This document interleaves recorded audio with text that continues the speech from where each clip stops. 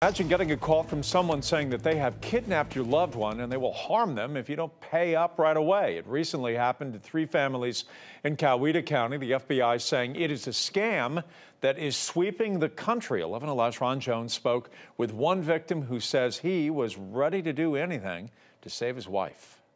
Yeah, he was trying to sound as mean as he possibly could.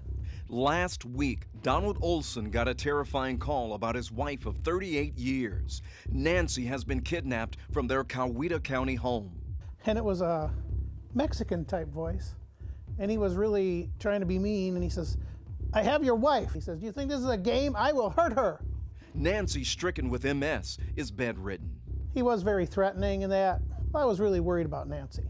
Donald, away from home shopping, asks the caller what his demands were for Nancy's safe release. Do you want me to go to the bank and get everything I can and come to the house with it? But he wouldn't say anything like that. The irritated anonymous caller becomes frustrated. He got mad and hung up on me. And I didn't know if there was something going on here or not, so I called the police. As police race to their home, Donald meets up with officers. An officer came down and I gave him my keys so that they wouldn't have to bust in the door. Just like you see on TV, you know. Thinking Nancy was in harm's way, the Coweta SWAT team quickly converge on their modest home. And before you know it, officers were on her front porch with rifles, and they were locked and loaded, ready to come inside. And he's got this big shield up in front so he doesn't get hit with any gunfire or anything, you know. The house is swarming with officers. He peeked his head and I said, "Come on in." I didn't know. I knew it was a policeman, so I wasn't afraid. They came inside and talked to Nancy and checked out the house, made sure everything was safe. Nancy is safe. It was just a scam to frighten Donald into possibly giving the caller cash for his wife's freedom.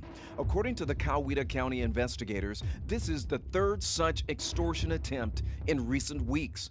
The FBI says in many cases the calls randomly come from Mexico, hoping someone takes the bait. It was very nerve-wracking, yeah.